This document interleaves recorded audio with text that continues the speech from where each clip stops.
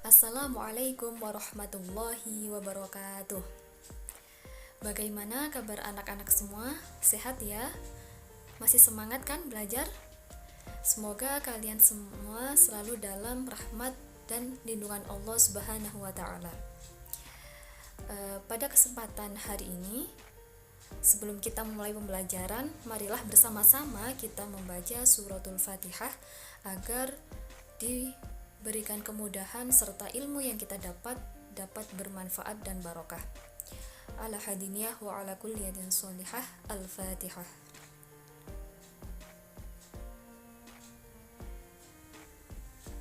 Amin, amin, amin ya robbal alamin. Nah, anak-anak masih ingat gak sih pertemuan minggu lalu kita belajar tentang apa? Ada yang masih ingat? Yap, benar sekali.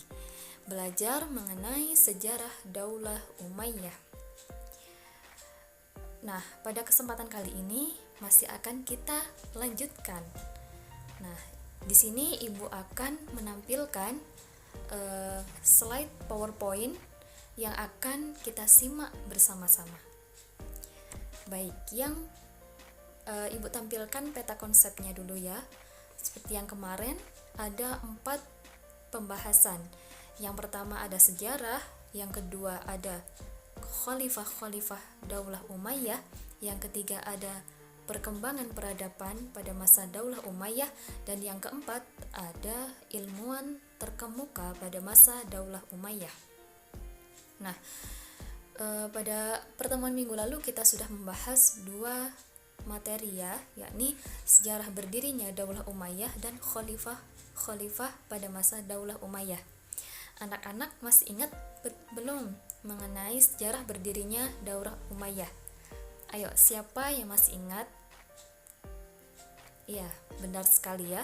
Jadi setidaknya mengenai sejarah berdirinya Daulah Umayyah ini ada 3 poin yang bisa kita ambil, yang bisa kita simpulkan ya, yakni dimulai dari wafatnya Khalifah Utsman bin Affan, yakni khalifah ketiga, karena waktu itu terbunuh. Kemudian digantikan oleh khalifah keempat, yakni Khalifah Ali bin Abi Thalib. Nah, akan tetapi pada masa Khalifah Ali bin Abi Thalib ini ada beberapa orang yang tidak setuju dengan diangkatnya Khalifah Ali bin Abi Thalib. Salah satunya adalah dari kelompok Muawiyah bin Abu Sufyan, sehingga menghasilkan beberapa perselisihan dan perpecahan.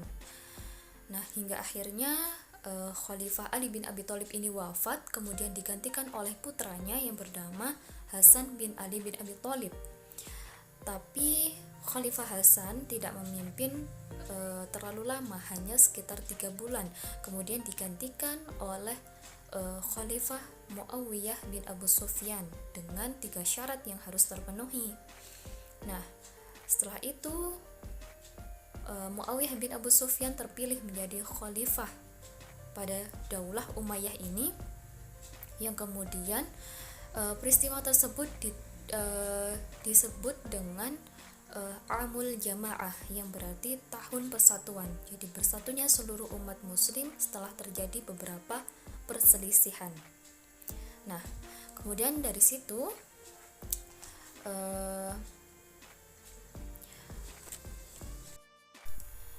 kemudian ada khalifah-khalifah pada masa Daulah Umayyah. Nah, pemerintahan Daulah Umayyah ini setidaknya memimpin selama kurang lebih 90 tahun dengan 14 kali pergantian khalifah atau pemimpin. Seperti pada minggu lalu telah dijelaskan mengenai ke-14 khalifah tersebut. Akan tetapi dari 14 khalifah tersebut ada 5 khalifah yang paling berhasil atau dinilai memiliki kinerja yang bagus, memiliki kinerja yang baik selama memimpin kekhalifahan. Yakni yang pertama Khalifah Abdul Malik bin Marwan, Khalifah Walid bin Abdul Malik, Khalifah Umar bin Abdul Aziz, dan yang terakhir Khalifah Hisham bin Abdul Malik. Nah, itu sedikit review mengenai sejarah dan khalifah-khalifah pada masa Daulah Umayyah. Nah, pada pertemuan kali ini kita akan belajar mengenai poin berikutnya, yakni mengenai perkembangan peradaban pada masa Daulah Umayyah dan juga tokoh ilmuwan terkemuka pada masa Daulah Umayyah. Nah, seperti yang kita ketahui, ini ada gambar atau peta yang menunjukkan bahwa wilayah kekuasaan Daulah Umayyah yang terbentang dari wilayah Cina hingga ke selatan Prancis. Ini menunjukkan bahwa para khalifah memiliki usaha yang bagus, usaha yang baik dalam kemajuan Daulah Umayyah ini. Kemudian juga dari kerajaan, kemudian untuk mensejahterakan rakyat atau yang lainnya, para khalifah ini juga terus berjuang banyak sekali. Begitu pula dengan ilmuwan-ilmuwan muslim yang berhasil menghasilkan berbagai karya, bahkan ribuan buku untuk kemaslahatan umat. Baik, yang pertama yang akan kita bahas pada hari ini adalah perkembangan peradaban pada masa Daulah Umayyah. Yang pertama ada di bidang administrasi pemerintahan. Nah, di bidang administrasi pemerintahan ini Daulah Umayyah berhasil mengembangkan beberapa di antaranya. Yang pertama ada perubahan sistem pemerintahan dari demokrasi ke monarki. Jadi ketika itu kalau sistem pemerintahan monarki itu berarti penguasa yang berkuasa secara penuh. Jadi di sini semua rakyat atau semua bawahan itu harus tunduk kepada penguasa. Yang kedua ada membangun sistem pemerintahan sentralistik. Jadi di sini wilayah kekuasaan Daulah Umayyah dibagi menjadi beberapa wilayah. Yang ketiga ada membentuk departemen seperti Diwan Rasail dan sebagainya. Dan yang keempat, bahasa Arab sebagai bahasa administrasi negara. Jadi sudah diresmikan atau digunakan sebagai bahasa administrasi negara pada masa itu. Yang berikutnya ada di bidang sosial. Daulah Umayyah berhasil mengembangkan diantaranya yang pertama mendirikan lembaga penegak hukum seperti pengadilan dan kepolisian. Yang kedua, terjaminnya kehidupan masyarakat kelas bawah ya. Jadi setelah mendirikan lembaga penegak hukum itu, kemudian keadilan rakyat itu mulai ditegakkan. Mulai dari rakyat kelas atas maupun kelas bawah, misalkan dari golongan orang-orang miskin, orang-orang yang berkebutuhan khusus atau cacat, semua mendapat jaminan kehidupan yang sama rata. Jadi tidak ada tumpang tindih atau pilih kasih, itu sudah tidak ada. Kemudian yang ketiga ada membangun sarana prasarana umat. Jadi misal membangun rumah sakit, kemudian jalan raya, pasar, kemudian tempat-tempat olahraga dan sebagainya. Berikutnya pada bidang budaya. Daulah Umayyah di bidang budaya ini memiliki beberapa prestasi. Di antaranya yang pertama, bahasa Arab sebagai bahasa internasional ya, atau yang seperti tadi menjadi bahasa administrasi negara. Yang kedua, mencetak mata uang berbahasa Arab. Yang ketiga, membangun infrastruktur.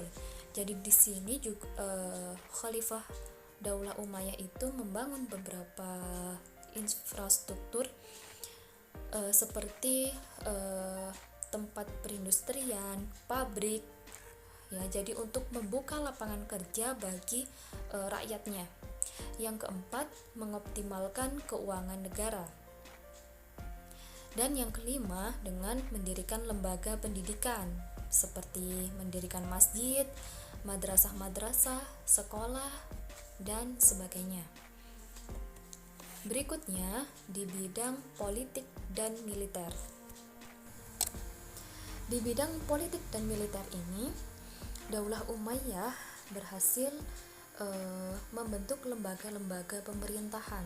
Jadi di sini yang bertugas untuk membantu penguasa atau khalifah dalam menegakkan politik dan militer, ya, yang membantu dalam hal politik. Nah, diantaranya ada An-Nizam al-Syiashi atau lembaga politik. Kemudian ada An-Nizam al-Mali atau lembaga keuangan, Nizam Idari atau lembaga tata usaha negara, kemudian Nizam al-Hodi atau lembaga kehakiman, dan Nizam al-Harbi atau lembaga ketentaraan. Nah, sementara dalam bidang militer, Daulah Umayyah ini juga memberlakukan undang-undang militer serta melakukan beberapa ekspansi di beberapa negara.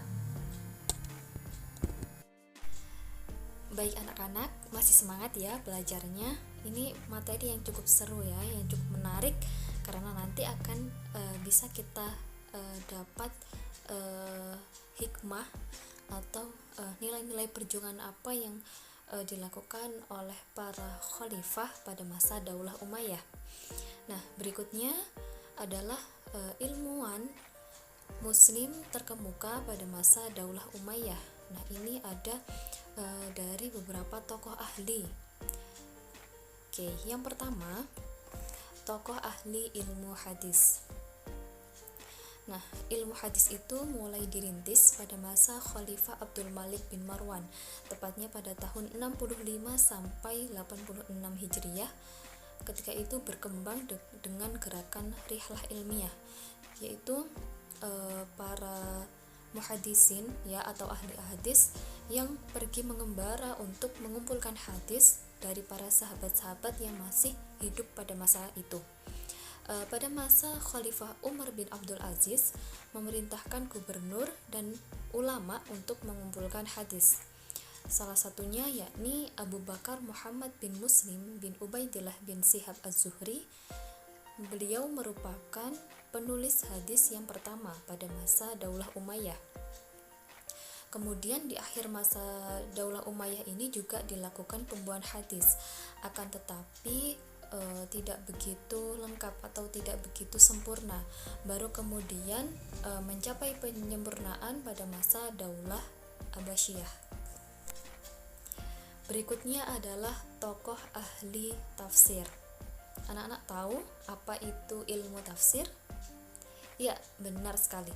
Ilmu tafsir adalah ilmu yang membahas mengenai Al-Quran. Jadi, ketika kita ingin memahami ayat-ayat Al-Quran, makna dari ayat-ayat Al-Quran, kemudian mentadaburi setiap ayat-ayat Al-Quran, maka kita harus belajar ilmu tafsir terlebih dahulu. Jadi tidak bisa hanya memahami dari terjemah Al-Quran saja, karena Al-Quran itu merupakan ilmu yang sangat luas sekali, sehingga membutuhkan proses belajar untuk memahami makna atau kandungan dari Al-Quran tersebut. Nah, di masa Daulah Umayyah juga banyak sekali tokoh ahli tafsir. Nah, beliau-beliau ini lahir dari beberapa madrasah yang terkemuka ketika itu. Di antaranya ada Madrasah Mekah atau Madrasah Ibnu Abbas. Pada madrasah ini berhasil melahirkan ulama-ulama atau ahli tafsir terkemuka. Di antaranya adalah Mujahid bin Jubair, kemudian Sa'id bin Jubair, Ikrimah Maula Ibnu Abbas, dan lainnya. Yang kedua ada Madrasah Madinah atau Madrasah Ubay bin Ka'ab yang berhasil melahirkan beberapa ulama atau ahli tafsir terkemuka. Di antaranya ada Zaid bin Aslam, kemudian Abul Aliyah, dan Muhammad bin Ka'ab al-Quradi. Dan yang ketiga ada Madrasah Irak atau Madrasah Ibnu Mas'ud, melahirkan beberapa ulama ahli tafsir. Di antaranya ada Alqamah bin Qais, Hasan al-Basri, dan Qatadah bin Di'amah as-Sudi. Berikutnya ada tokoh ahli ilmu fikih. Anak-anak pasti tahu ya apa itu ilmu fikih. Ya, benar sekali. Ilmu fikih adalah ilmu yang membahas mengenai hukum Islam, atau sebagai bagaimana cara kita beribadah, cara kita bermuamalah, itu diatur dalam ilmu fikih. Dan ilmu fikih ini merupakan ilmu yang hukumnya fardu ain untuk kita pelajari. Pada masa Daulah Umayyah, di antara ulama ahli fikih ini, beliau di antaranya ada Syuriyah bin Haris, kemudian Alqamah bin Qais, Masruq al-Ajda, dan Al-Aswad bin Yazid. Nah, kemudian dari ulama tersebut melahirkan beberapa muridnya. Di antaranya ada Ibrahim an-Nakhai, kemudian Amir bin Syurahbil Asy-Sya'bi, dan juga Hamad bin Abu Sulaiman, yang kemudian beliau menjadi guru dari Imam Abu Hanifah. Berikutnya ada tokoh ahli tasawuf. Apa itu ilmu tasawuf? Ada yang pernah dengar? Ya, ilmu tasawuf adalah ilmu tasawuf itu mengenai bagaimana cara kita untuk mendekatkan diri kepada Allah, ya. Jadi melalui perantara apa? Nah, biasanya ada amalan-amalan yang harus dilakukan. Misal seperti wirid-wirid atau bacaan, doa-doa apa seperti itu. Tujuannya apa? Ya, agar kita ini bisa mendekatkan diri kepada Allah. Ilmu tasawuf itu mulai berkembang ketika setelah wafatnya Rasulullah. Itu kan istilahnya sudah kita kehilangan panutan umat Islam, yakni Rasulullah SAW. Kemudian banyak sahabat yang kemudian mendalami ilmu tasawuf ini dengan tujuan keimanan atau tauhid kita itu semakin kuat, semakin utuh, meskipun sudah tidak ada Rasulullah SAW di muka bumi ini. Nah, beberapa ahli tasawuf di masa Daulah Umayyah, diantaranya ada Sa'id bin Musayyab, kemudian Hasan al-Basri, dan Sufyan ats-Tsauri. Berikutnya ada tokoh ahli bahasa dan sastra Arab. Nah, pada masa Daulah Umayyah ini ada salah satu tokoh yang bernama Sibawaihi. Beliau itu menulis buku yang berjudul Alkitab, berisi mengenai pokok-pokok kaidah bahasa Arab. Jadi dijadikan sebagai sumber rujukan, ya, bagaimana sih kosakata atau penggunaan bahasa Arab itu yang tepat sesuai dengan kaidah-kaidah kebahasaan. Nah, adapun para sastrawan Muslim yang terkemuka pada masa Daulah Umayyah, diantaranya ada Nu'man bin Bashir al-Ansori, kemudian ada Qais bin Mulawah atau yang sering kita kenal dengan Laila Majnun, kemudian ada Al-Akhtal, ada Abul Aswad al-Duwali, ada Al-Farasdak, dan ada Al-Jarir. Berikutnya ada tokoh ahli sejarah dan geografi. Berarti membahas mengenai sejarah, mengenai kisah-kisah terdahulu, cerita-cerita masa lampau. Nah, Khalifah Muawiyah bin Abu Sufyan ketika itu memerintahkan Ubaid bin Syariyah al-Jurhumi untuk menulis buku sejarah pada masa lalu dan pada masa Bani Umayyah. Buku tersebut kemudian diberi judul Al-Muluk wal Akhbar al-Madi, yang berarti buku catatan sejarah raja-raja masa lalu. Nah, kemudian juga ada Suhara Abdi yang beliau menuliskan buku berjudul Kitabul Amsal. Berikutnya ada tokoh ahli ilmu kedokteran. Nah, pada masa Daulah Umayyah ini, ya, ketika itu Khalifah Walid bin Abdul Malik itu mendirikan sekolah tinggi kedokteran, tepatnya pada tahun 88 Hijriyah atau 706 Masehi. Ketika itu Khalifah meminta bantuan para dokter untuk melakukan riset dengan anggaran yang cukup. Beliau juga meminta bantuan para dokter dari Persia. Nah, hingga akhirnya melahirkan tokoh yang ahli di bidang kedokteran, yakni Haris bin Kildan dan Nadar. Ketika itu berhasil meraih gelar kedokteran. Kemudian juga Khalid bin Yazid bin Muawiyah ini, beliau sebagai orang yang pertama kali menerjemahkan buku kedokteran. Baik anak-anak semua, itu tadi yang bisa Ibu jelaskan mengenai perkembangan peradaban pada masa Daulah Umayyah dan juga tokoh ilmuwan muslim terkemuka pada masa Daulah Umayyah. Nah, kira-kira apa sih nilai-nilai atau hikmah yang bisa kita ambil setelah mempelajari mengenai perkembangan dan juga ilmuwan terkemuka pada masa Daulah Umayyah? Ada yang tahu apa? Ya, benar sekali. Jadi dengan kita mempelajari perkembangan dan juga tokoh ilmuwan pada masa Daulah Umayyah ini, ada beberapa nilai atau hikmah yang bisa kita ambil.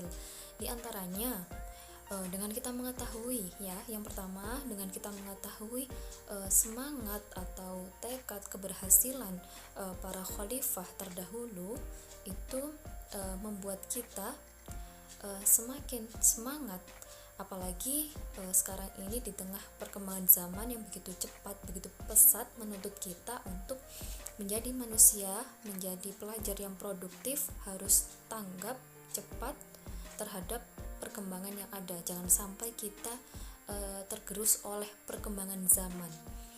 Dan juga dengan kita mengetahui tokoh-tokoh ilmuwan muslim terkemuka itu, pasti kita harus lebih semangat belajar. Terlebih sekarang dari segi informasi teknologinya semakin lengkap dan canggih. Nah, pasti ini lebih memudahkan kita lagi untuk mengembangkan iptek, mengembangkan ilmu pengetahuan sosial dan sebagainya. Ya, itu mungkin yang bisa Ibu sampaikan. Untuk tugasnya, karena kita telah mempelajari Daulah Umayyah mulai dari sejarah, khalifah, kemudian perkembangan peradaban hingga ke tokoh ilmuwannya, anak-anak bisa membaca kembali dari berbagai referensi, kemudian bisa membuat sebuah peta konsep atau rangkuman yang dibuat dengan semenarik mungkin bisa ditambah dengan gambar, perpaduan warna dan sebagainya yang menarik, yang indah. Nah, nanti bisa dikumpulkan ke Ibu. Baik anak-anak, mungkin itu yang bisa Ibu sampaikan. Ada kurang lebihnya, saya mohon maaf yang sebesar-besarnya. Tetap semangat belajar. Semoga kita bisa dipertemukan di lain kesempatan. Terima kasih. Sebelumnya mari kita tutup dengan bacaan kafaratul majelis. Subhanakallahumma wa bihamdika asyhadu an la ilaha illa anta astaghfiruka wa atubu ilaik. Baik, demikian tadi pembelajaran SKI Sejarah Kebudayaan Islam kelas 7 materi Daulah Umayyah. Saya akhiri. Wassalamualaikum warahmatullahi wabarakatuh.